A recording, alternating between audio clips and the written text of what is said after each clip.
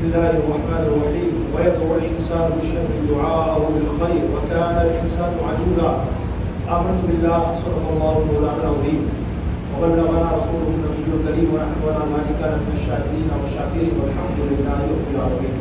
میرے ساتھ آواز سے آواز ملا کر محبت کے ساتھ پڑھیں الصلاۃ والسلام علیک یا رسول اللہ وعلی آلک واصحابک یا حبیب اللہ الصلاۃ والسلام علیک یا نبی اللہ وعلی آلک واصحابک یا نور اللہ صلی اللہ تعالی علیہ وسلم. نویت سنت الاعتکاف. آج قرآن مقدس کے 15ویں پارے کی سورہ بنی اسرائیل کی آیت نمبر 11 پڑھنے کا شرف حاصل کیا ہے، جس کے تناظر میں میں نے اپنے آج کا موضوع بنایا ہے درگھٹنا سے دیر بھلی.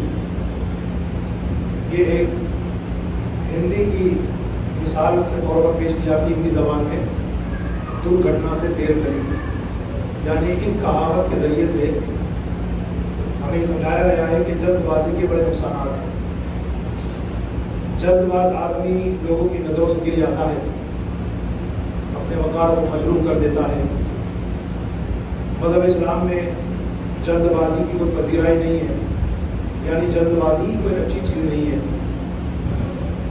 جلد بازی کی عادت نمازیوں کے اندر آ جاتی ہے، نماز برباد کر دیتی ہے. ماشاءاللہ حج کا سیزن قریب آ رہا ہے. جلد بازی کی عادت حج کے ارکان کو برباد کر دیتی ہے. جلد باز انسان چونکہ عادت اس کی جلد بازی کی ہے، لہٰذا وہ کھانا بھی ڈھنگ سے نہیں کھا پاتا. دانتوں کا کام ہاتھوں سے لیتا ہے، جس کی وجہ سے اس کا پیٹ صحیح نہیں رہتا. آئے دن ڈاکٹرز کے چکر لگاتا رہتا ہے. تو یہ قرآن مقدس کے 15ویں پارے کی سورہ بنی اسرائیل کے آیت نمبر 11 وَيَدْعُو الْإِنسَانُ بِالشَّرِّ دُعَاءَهُ بِالْخَيْرِ وَكَانَ الْإِنسَانُ عَجُولًا. اس آیت مبارکہ نے جلد بازی کی مذمت بیان فرمائی ہے، برائی بیان فرمائی ہے، اور انسان کی اس بری خصلت کو بیان کر کے فرمایا ہے وَكَانَ الْإِنسَانُ عَجُولًا. آدمی بڑا جلد باز ہے. تو ہمیں کوئی کام جلد بازی سے نہیں کرنا چاہیے، بلکہ آپ نے بڑے بزرگوں کی کہاوت سنی ہوگی جلد بازی شیطان کی طرف سے. یاد رکھنا یہ صرف بڑے بزرگوں کی کہاوت نہیں ہے، بلکہ ہمارے پیارے نبی صلی اللہ علیہ وسلم کی حدیث پاک ہے. میرے آقا فرماتے اطمینان یعنی غور و فکر سے کام کرنا اللہ کی طرف سے ہے، اور جلد بازی شیطان کی طرف سے ہے. جلد بازی سے کیا کیا نقصان ہو جاتے ہیں وہ انشاءاللہ آج کے مختصر بیان میں آپ کو سمجھانے کی کوشش کروں گا. اور اللہ کرے کہ مجھے بھی اپنے اندر سے جلد بازی کی اگر عادت ہے تو ختم کر دینی چاہیے. اور مجھے سننے والے تمام اسلامی بھائی اپنے اپنا جائزہ لے کے سوچیں گے، کسی پر غور مت کیجیے گا کہ دیکھ وہ بھی جلد باز ہے، دیکھا وہ بھی آج کا بیان سن رہا ہے، وہ بھی بڑی جلد بازی کرتا ہے، ہر کام پہ بہت جلدی میں چاہتا ہے. اللہ کرے سدھر جائے، میرے آپ سدھر جائیں، ہے نا. ہم جب بھی کوئی نیک بات سنیں، اسلامی بات سنیں، دینی بات سنیں، اصلاح کی بات سنیں، تو بجائے کسی اور کو دیکھنے، کسی اور پر نظر کرنے کے ہم اپنے ہی گریبان میں جھانک لیتے، انشاءاللہ بہت سارے فسادات ختم ہو جائیں گے. تو سب سے پہلے میں آپ حضرات کے سامنے بخاری شریف کی 4 جلد صفحہ نمبر 271 پر حدیث نمبر 6251 وہ انشاءاللہ عرض کرتا ہوں کہ جلد بازی کس طریقے سے ہماری نمازوں کو برباد کرتی ہے. حضرت سیدنا ابو ہریرہ رضی اللہ تعالیٰ عنہ سے روایت ہے، کہتے ہیں کہ ایک شخص مسجد میں آیا. اس وقت نبی محترم صلی اللہ علیہ وسلم مسجد کے کونے میں تشریف فرما تھے.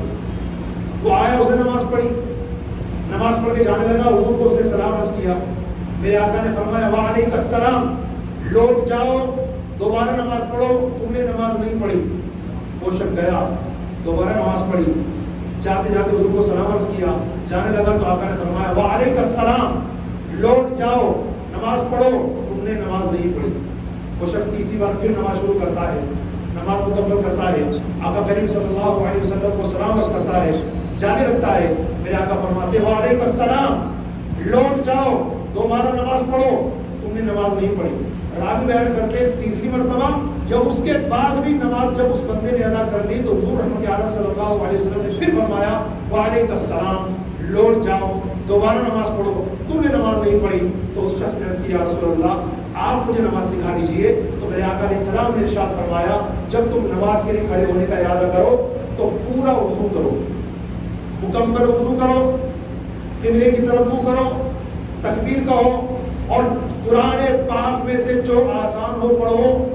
جب رکوع میں جاؤ اطمینان ہو جائے پھر سیدھے کھڑے ہو، جب کمر سیدھی ہو جائے پھر سجدے میں جاؤ، جب سجدے میں مطمئن ہو جاؤ پھر بیٹھو، جب سیدھے بیٹھ کر مطمئن ہو جاؤ پھر دوسرا سجدہ کرو، جب سجدے میں مطمئن ہو جاؤ تو پھر اٹھو یہاں تک کہ تمہیں اطمینان ہو جائے اور اس طریقے سے تم اپنی نماز مکمل کرو. یہ بخاری شریف کی ایک حدیث پاک کی چوتھی جلد میں جو روایت کی گئی حضرت ابو ہریرہ رضی اللہ تعالیٰ عنہ سے، جو میں نے آپ کے سامنے مختصر الفاظ میں سنانے کی کوشش کی. اس حدیث پاک سے سیکھنے کو کیا ملا، میں اسپیشلی طور پر 4 چیزیں آپ کے سامنے بیان کرتا ہوں اس حدیث پاک سے. 4 چیزیں ویسے تو غور کریں گے تو انشاءاللہ اور بھی چیزیں نکل کے سامنے آ جائیں گی، مگر سیکھنے سمجھنے کے لیے اور عمل کرنے کے لیے 4 چیزیں. نمبر 1، اس حدیث پاک سے یہ پتا چلا کہ پہلے کے مسلمان سلام کرنے میں کتنے زیادہ آگے رہتے تھے. آپ نے دیکھا وہ شخص جو نبی کریم صلی اللہ علیہ وسلم کی موجودگی میں نماز ادا کر رہا تھا، نماز ادا کر کے جب جانے لگا اس نے حضور کو سلام رس کیا. ہمارے یہاں بہت ساری سنتیں جو ترک کی جا رہی ہیں، چھوڑی جا رہی ہیں، ان میں ایک بہت بڑی سنت سلام کی سنت بھی ہے. آج ہمارے اس مسلم معاشرے میں ایک طبقہ آپ کو نظر آئے گا جو اپنے آپ کو اسٹینڈرڈ سمجھتا ہے، کچھ زیادہ پڑھنے کا سمجھتا ہے.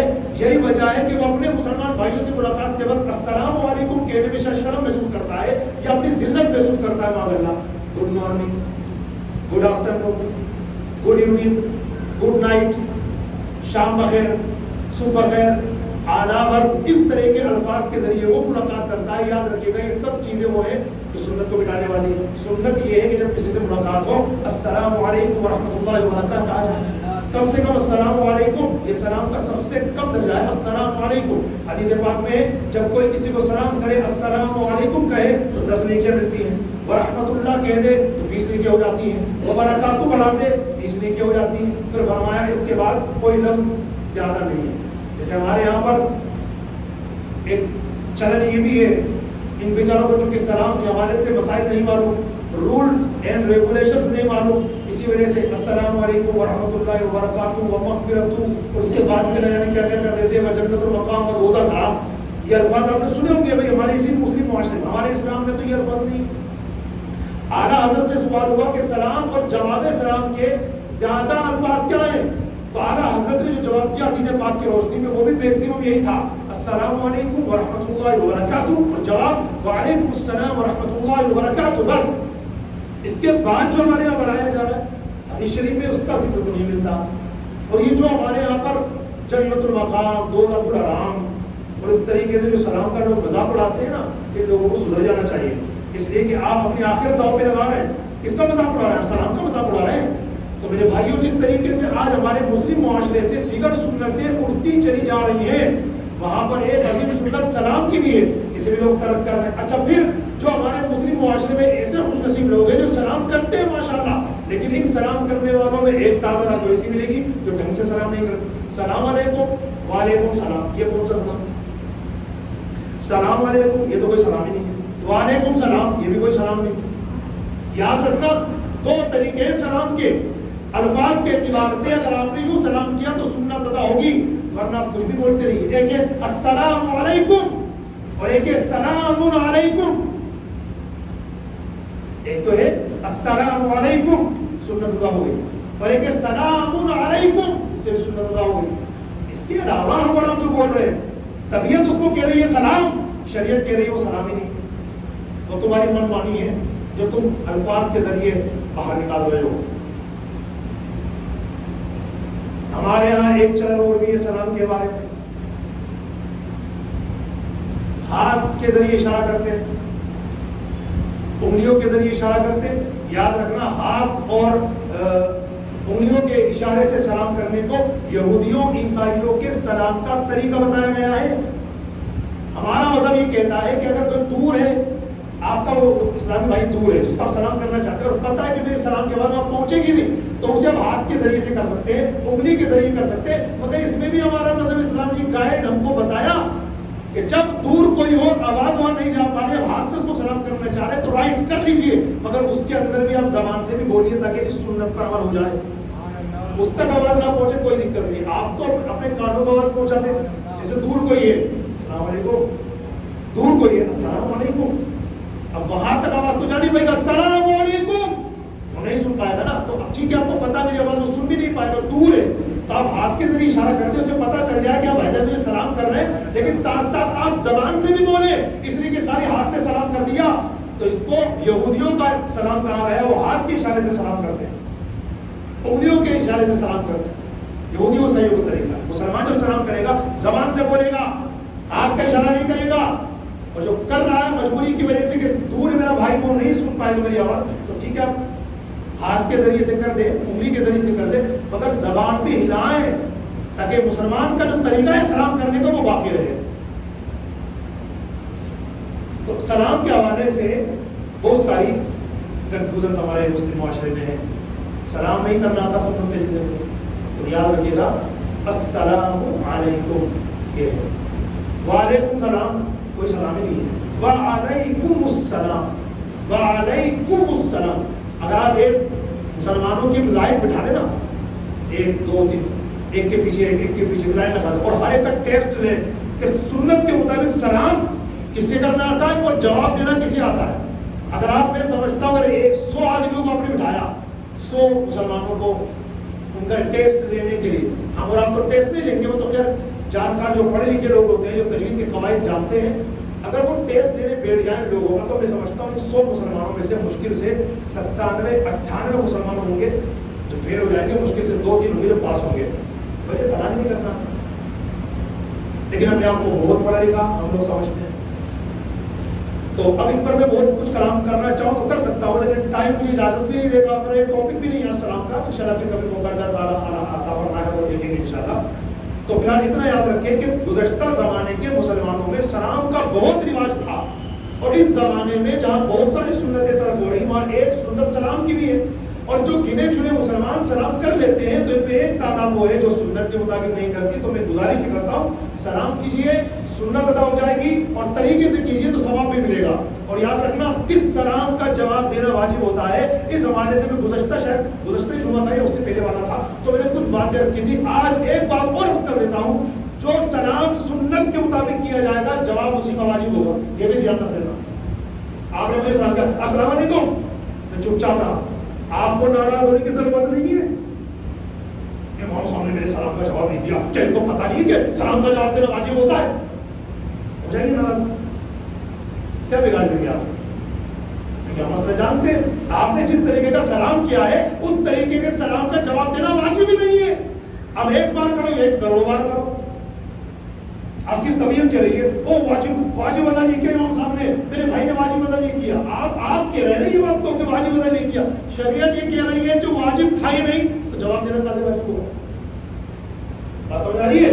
تو سلام کیجیے سنت کے مطابق، اور جواب دینے والوں کو بھی چاہیے وعلیکم السلام، وعلیکم السلام، اس کو کٹ کر دیں، وعلیکم السلام، جو عربی پڑھے ہوئے ہیں کچھ نہ کچھ جانتے ہیں، میم پر پیش ہے اور میم کو ملا دیں گے سین کے اندر، وعلیکم السلام، ٹھیک ہے نا، وعلیکم السلام کہہ دیں انشاءاللہ۔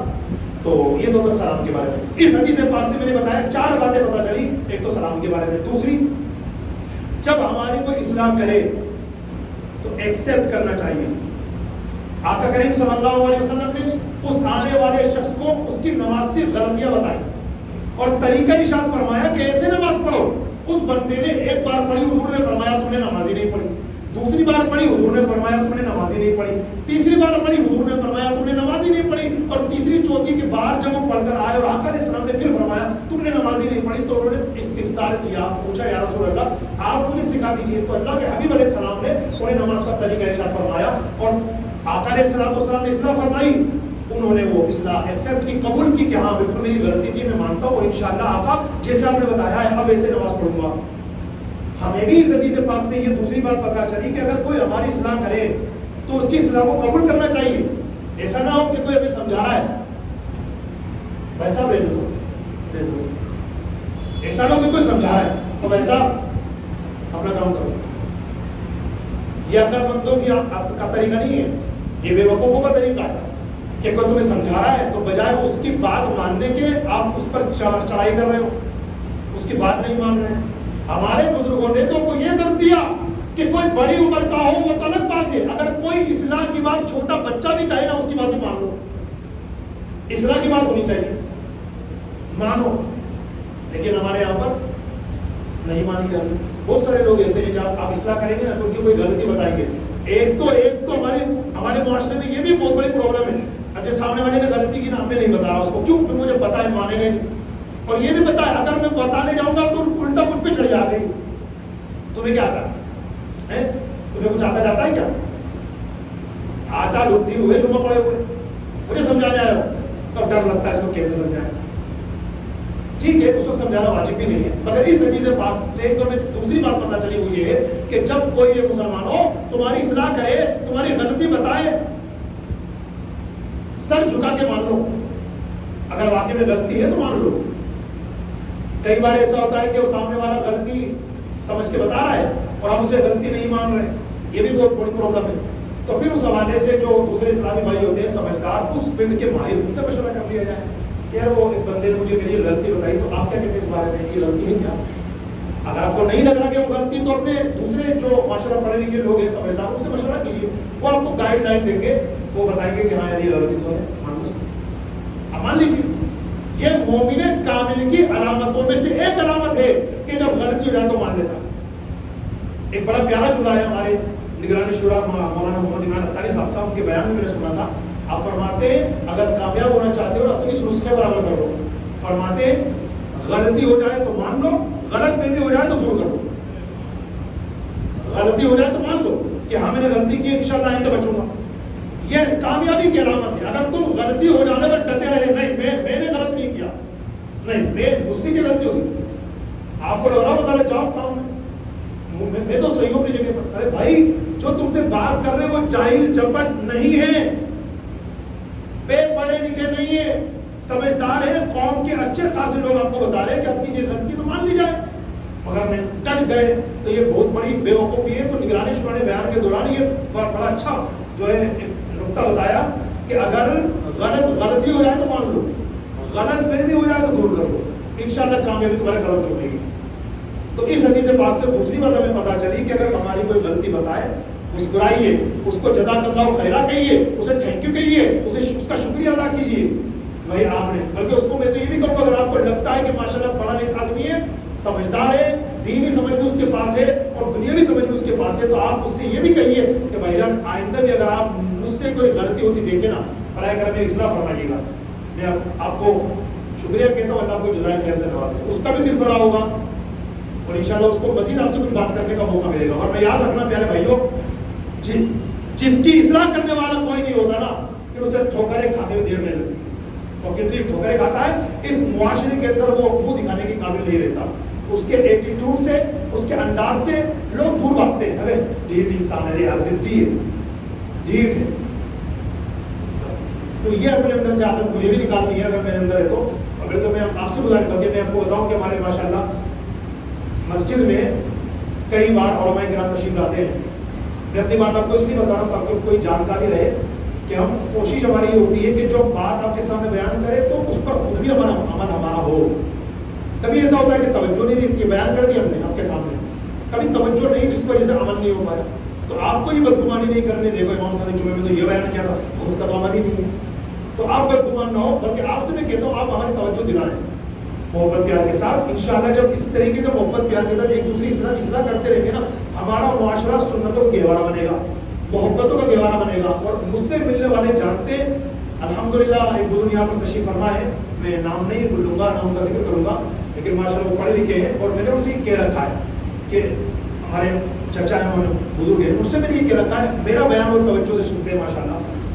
میں نے ان سے یہ کہہ رکھا کہ میرے بیان کے دوران اگر آپ کو کوئی ایسی بات نظر آتی ہے کہ جو مجھے نہیں کہنی چاہیے تھی یا ایسی بات آپ کو نظر آتی ہے اگر اس انداز سے نہیں اس انداز سے کہی جاتی تو زیادہ فائدہ ہوتا، تو الحمدللہ وہ میری اصلاح فرماتا. جی ہاں، پہلے بھی ایک عالم صاحب مسجد میں آتے تھے، وہ تو خیر جے پور سے باہر چلے گئے، تو اس کو میری ذمہ داری دے رکھی تھی کہ آپ میری نماز میں میرے بیان میں آپ ملاحظہ فرمائیں، کوئی بھی ایسی غلطی ہو تو میں آپ کا چھوٹا بھائی ہوں، آپ مجھے یوں سمجھیں، اور بغیر جھجکے بغیر شرمائے آپ مجھے فوراً 1 2 3 جو بھی میری غلطیاں ہیں ان کو ہائی لائٹ کریں، اور طریقہ بھی ارشاد فرمائیں کہ مجھے یہ بات ایسی نہیں ایسی کہنی چاہیے. ہماری مسجد میں کئی علماء کرام تشریف لاتے ہیں، بسا اوقات میں کئی عالم دین سے اکیلے میں جا کر کے بات کہتا ہوں کہ آج آپ نے میرے پیچھے نماز مغرب ادا کی ہے یا آج آپ نے نماز جمعہ ادا کی میرے پیچھے، تو آپ کو میری نماز کے دوران رکوع سجود کی اسپیڈ میں یا قرات کے دوران یا میرے بیان کے دوران کسی انداز میں اگر کوئی کمی لگی ہے تو میں اللہ کا واسطہ دے کر آپ کو بتاتا ہوں کہ آپ میری اصلاح فرمائیں تاکہ وہ اگر کوئی غلطی ہو تو وہ ختم ہو اور میرے اندر مزید سدھار پیدا ہو. الحمدللہ میں کئی لوگوں سے کہتا ہوں، مطلب ایسے لوگوں سے نہیں کہتا کہ چلو جس کو دیکھا کہہ دیا، پڑھا لکھا لوگ ہونا چاہیے نا، اس میں عالم دین شرط ہے، وہی تو اصلاح کرے گا. تو اگر عالم دین نہیں مانے تو دین کی سمجھ اس کے پاس بات کہاں سے نکلی کام پہنچے. تو یہ بات میں اس لیے بتا رہا ہوں تاکہ آپ لوگ بھی مطمئن رہیں کہ میں جو یہاں تقریر بیان کرتا ہوں تو ایسا نہیں کہ میں عمل نہیں کرتا، الحمدللہ عمل کی کوشش ہوتی ہے. یہ الگ بات ہے کہ کبھی کبھار توجہ نہیں رہی یا عادت پہلے سے ایسی بنی ہوئی تھی، اب عمل کرنے میں تھوڑا ٹائم لگ رہا ہے، ہو جاتا ہے کبھی کبھار، ٹھیک ہے نا. مگر میں آپ سے گزارش کرتا ہوں، حضرت سیدنا ابو الدرداء رضی اللہ تعالیٰ عنہ سے پوچھا گیا کہ حضرت عالم بیان کرتے ہیں لیکن خود تو عمل ہی نہیں کرتے، تو ہم عمل کریں کہ نہیں کریں؟ تو انہوں نے فرمایا تم عمل کرو، اس میں تمہاری نجات ہے. اور عالم کے اوپر 2 چیزیں تھیں، نمبر 1 عمل کرنا، نمبر 2 اس بات کا آپ کو بتانا. تو 2 میں سے 1 پر تو عمل کر لیا اس نے. عالم کے اوپر 2 باتیں تھیں، کیا؟ ایک تو وہ نیکی کا حکم اچھی بات بتایا آپ کو، اور دوسرا اس پر عمل کرے. تو ٹھیک ہے، اس نے عمل تو نہیں کیا مگر آپ کو بتا تو دیا. اگر دونوں چیز اس کے اندر نہیں ہوتی تو اللہ کی بارگاہ میں پکڑ ہوتی. اگر اس نے ایک چیز پر تو عمل کر لیا نا تو تمہیں وہ چیز مل گئی. اب تو بجائے اس کے نیچر اور کلچر میں جھانکنے کے جب وہ چیز تمہیں مل گئی تو اب تم اس پر عمل کرو، اس میں تمہاری نجات اور کامیابی ہے. اگر اس میں پڑے رہے یہ صاحب عمل کرتے ہیں کہ نہیں، ان کے گھر میں کیا ہو رہا ہے، ان کی دکان میں کیا ہو رہا ہے، ان کے چلنے پھرنے کا انداز کیا ہے، ان کے کھانے پینے کا انداز کیا ہے، تو پھر تم کبھی کامیاب نہیں ہو سکتے. یہ ہمارے بزرگوں کی بات ہے. تو کیا کہہ رہا تھا میں، دوسری چیز ہمیں اس حدیث پاک سے پتہ چلی کہ کوئی ہماری اصلاح کرے تو ایکسیپٹ کرنا چاہیے. حضرت عمر فاروق اعظم رضی اللہ تعالیٰ عنہ نے کتنی پیاری بات فرمائی. کون ہے فاروق اعظم؟ صحابہ کرام میں صدیق اکبر رضی اللہ تعالیٰ عنہ کے بعد جن کا مرتبہ ہے. شیطان جن کو دیکھ کر راستہ بدل دیا کرتا وہ فاروق اعظم. ارشاد فرماتے مجھے وہ آدمی بڑا پسند ہے جو میرے عیبوں سے مجھے آگاہ کرے، میرے عیب مجھے بتائے کہ عمر آپ کے اندر دیکھو یہ غلطی ہے، عمر دیکھو آپ کے اندر یہ کمی، عمر دیکھو آپ سے یہ مسٹیک ہو گئی ہے. فرماتے ہو حضرت عمر وہ مجھے بڑا اچھا انسان لگتا ہے، میرا محبوب ہے، وہ میرا پیارا ہے کہ جو مجھے میرے عیبوں سے آگاہ کرے. اب بتائیے کہاں عمر فاروق اعظم اور کہاں ہم؟ وہ تو خود کہہ رہے ہیں کہ جو میرے عیب دیکھ لے مجھے بتایا کر کے، اور یہاں ہم نے تو فل اسٹاپ کا بورڈ لگا رکھا ہے، اس سے پار مت ہونا. ہلو، اس سے پار مت ہونا مطلب میں جو چاہوں کر لوں، مجھے کچھ کہنا مت، میں بہت پڑھا لکھا ہوں، میں بہت کچھ جانتا ہوں. تو یہ ہماری بہت بڑی بے وقوفی اللہ کے واسطے سے ختم کیجیے. تیسرے نمبر پر فرمایا، اس حدیث پاک سے بات پتہ ہے، تیسرے نمبر فرمایا کہ جب کسی کی اصلاح کرنی ہونا تو اچھے انداز سے ہونی چاہیے. جیسے نبی کریم صلی اللہ علیہ وسلم نے، میں نے آپ کو سنائی بخاری شریف کے حدیث نمبر 6251 جس میں سنائی تھی 275 صفحے پر 4 جلد میں. تو اس میں آقا علیہ السلام نے کتنے پیار سے سنا فرمائی اس شخص کی کہ نماز تم نے دیکھو صحیح نہیں پڑھی، ایسے ایسے پڑھو. تو ہمارے سمجھانے کا انداز بھی اچھا ہونا چاہیے، حکمت بھرا ہونا چاہیے، محبت پیار والا ہونا چاہیے. ایک شاعر کا شعر آپ نے سنا ہوگا، میرے مرشد تو بہت پڑھتے ہیں شعر، کہتے ہیں کہ ہے فنا ہو کامرانی نرمی و آسانی میں، ہر بنا کام بگڑ جاتا ہے نادانی میں. مہمان آپ کے گھر پہ آیا، اس سے آپ کہہ رہے ہو کھانا کھانا، ارے بھائی جب کھانا تناول فرمائیے نا، کتنا فرق ہو گیا. دونوں میں اسے کھانے کی کہہ رہے ہیں لیکن ایک میں کیا تھا، کھانا کھا، اور دوسرے میں کیا کہہ رہے ہیں بھائی جب اب شروع کیجیے نا، کتنا پیارا انداز ہو گیا. پہلے والے انداز سے وہ آپ کا دشمن بنے گا اور دوسرے والے انداز سے آپ کا پیارا دوست بن جائے گا. اس پر ایک واقعہ مجھے یاد آیا ہے، فارسی کی کتاب ہے گلزار گلستہ، جب ہم پڑھتے تھے درس نظامی عالم کورس میں ہمیں پڑھائی گئی. وہ ہم نے اس میں واقعہ پڑھا تھا کہ ایک بادشاہ تھا، اس نے خواب دیکھا. خواب یہ دیکھا کہ اس کے سارے دانت باہر آ گئے، 32 باہر نکل گئی.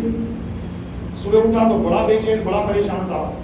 تو اس نے خواب کی تعبیر معلوم کرنے کے لیے ایک نجومی کاہن کو بلایا اور اسے بتایا کہ دیکھ میں نے یہ رات میں خواب دیکھا، اس کی تعبیر مجھے بتا. تو گیا بادشاہ سلامت آپ تو گئے کام سے. کیوں؟ بولے اس کی خواب کی تعبیر یہ آپ کے جتنے گھر والے نا سارے گھر والے آپ کے سامنے مریں گے، ایک ایک کر کے سب آپ کے سامنے مریں گے.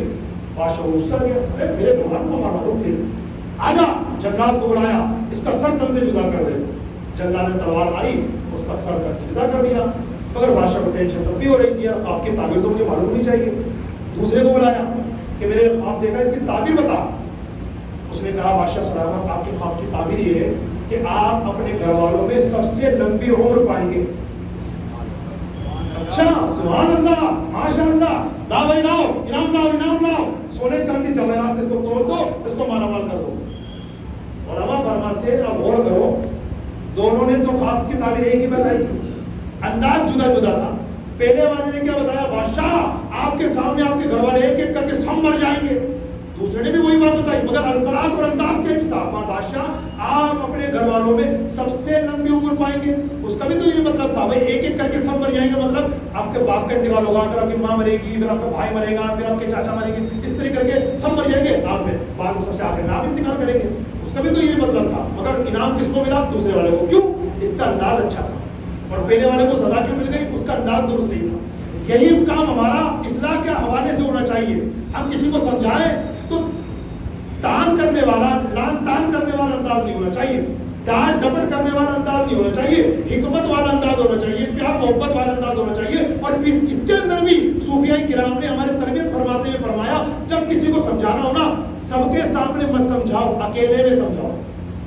کیوں؟ فرمایا اگر تم نے کسی کو سب کے سامنے سمجھایا تو تم نے اسے عیبدار کر دیا، اکیلے میں سمجھایا تو تم نے اس کو سنوار دیا، اس کو بیوٹیفل بنا دیا.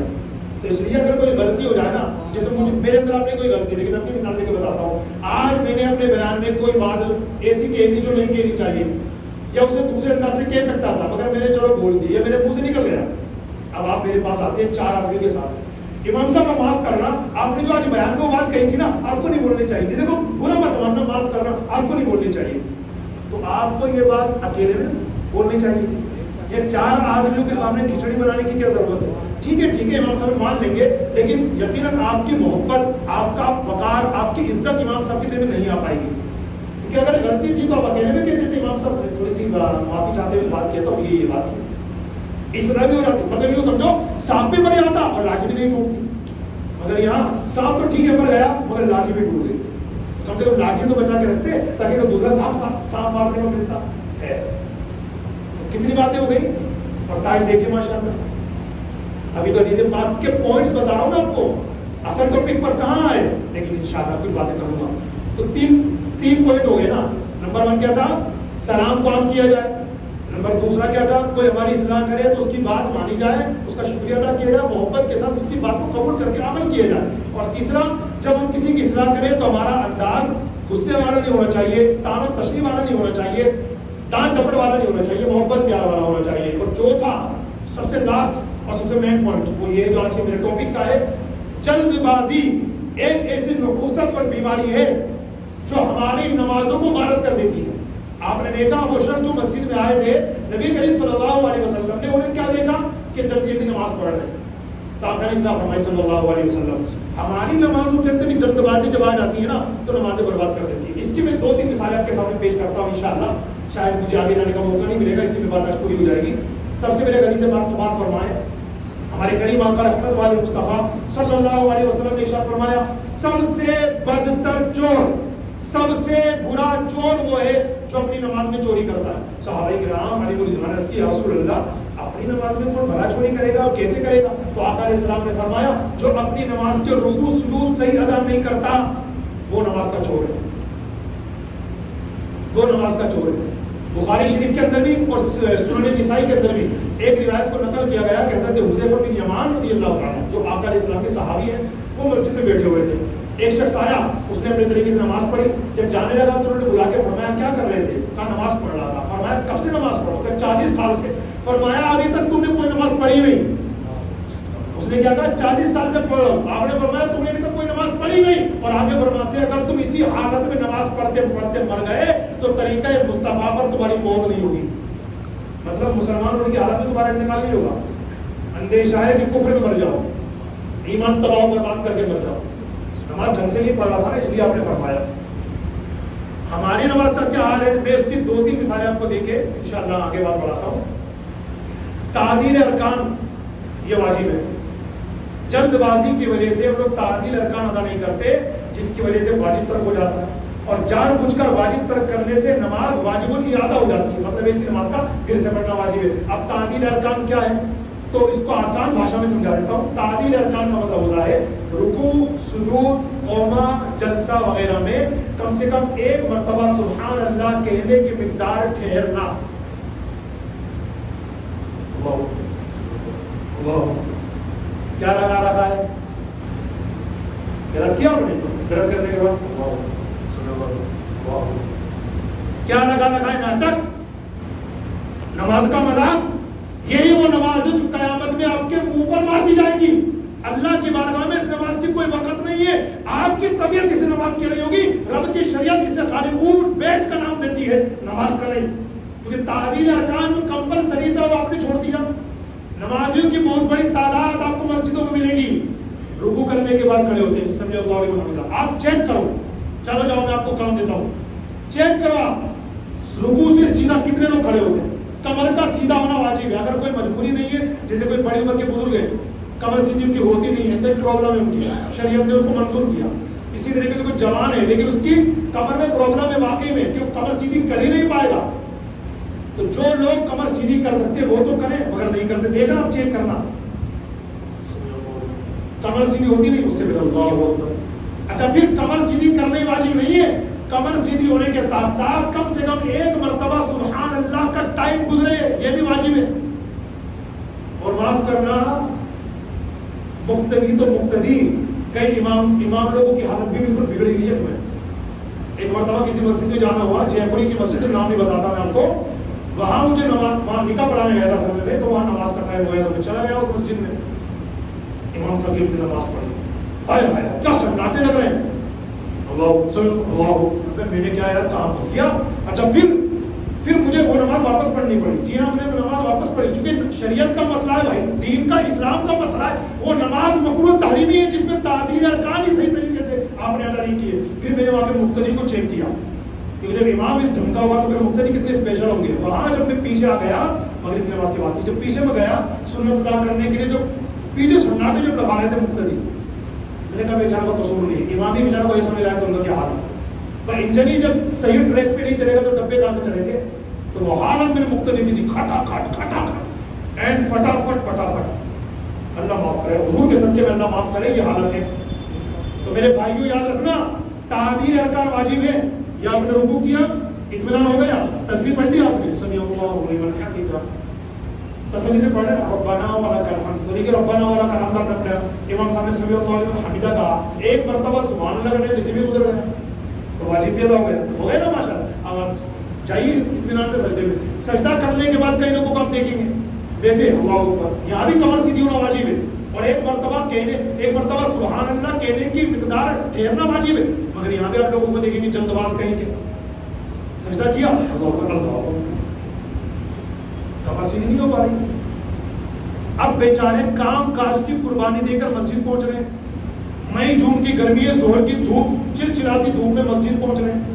مسجد پہ لائٹ بھی نہیں تھی, مان لیجیے لائٹ گئی بھی تھی, کتنے قربانی دے رہے ہیں ماشاءاللہ, پسینہ بہ رہا ہے ماشاءاللہ, اللہ کی اتنی قربانی. رزلٹ کیا نکل رہا ہے, 0/0.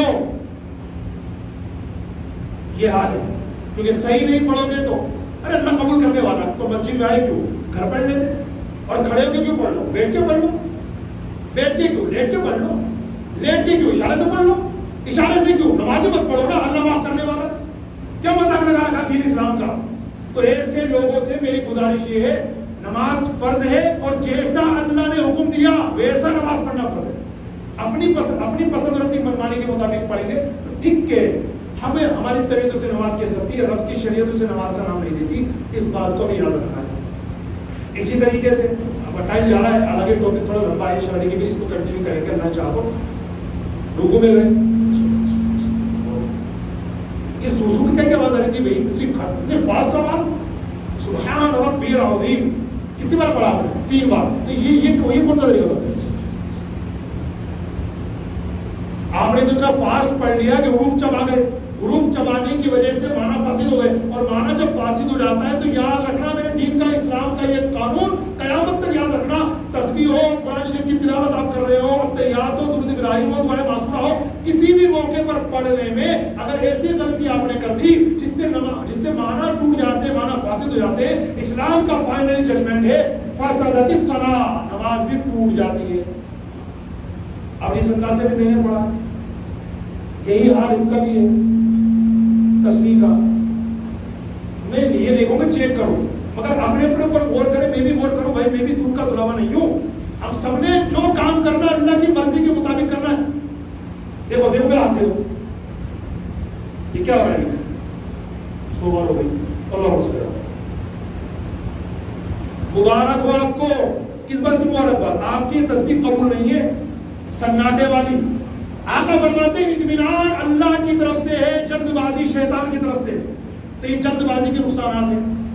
تو اس لیے میرے بھائیوں, اطمینان دنیا کا کام ہو یا دین کا کام ہو, جب کرنے جائیں تو غور کیجیے. قرآن کہتا ہے فاستبقوا الخیرات, کہ نیکیوں میں جلدی کرو. تو نیکیاں شروع کرنے میں جلدی کرنی چاہیے, مگر جب نیکیاں شروع کر دی نا تو اطمینان سے کرو, کہیں جلد بازی تمہاری ختم نہ کروا دے وہی بات. آخر میں ایک روایت سنیے گا, 6 کام ایسے ہیں جن میں فرمایا کہ جلدی کرنا چاہیے, اس میں دیر نہیں کرنی چاہیے.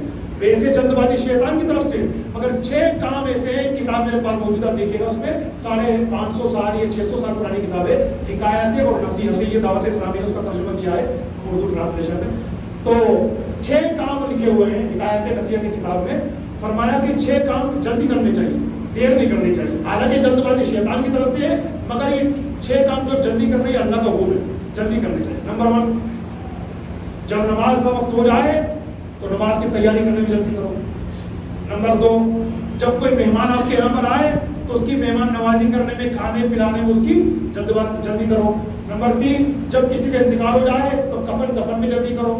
نمبر 4, جب بچی بالغ ہو جائے تو اس کا نکاح کرنے میں جلدی کرو. نمبر 5, جب قرض کی ادائیگی کا معاملہ آ جائے تو قرض ادا کرنے میں جلدی کرو. اور نمبر 6, اللہ نہ کرے جب کوئی گناہ ہو جائے تو توبہ کرنے میں جلدی کرو. دیر مت کرو, فوراً توبہ کر لو, نہیں کب موت آ جائے اور بغیر توبہ کی قبر میں اتر جاؤ. باتیں بہت ساری تھی, انشاءاللہ دیکھیے اگر اللہ نے موقع دیا تو اس کو پھر کنٹینیو کریں گے. اللہ تعالیٰ ہم سب کو کہنے سننے سے زیادہ عمل کی توفیق عطا فرمائے.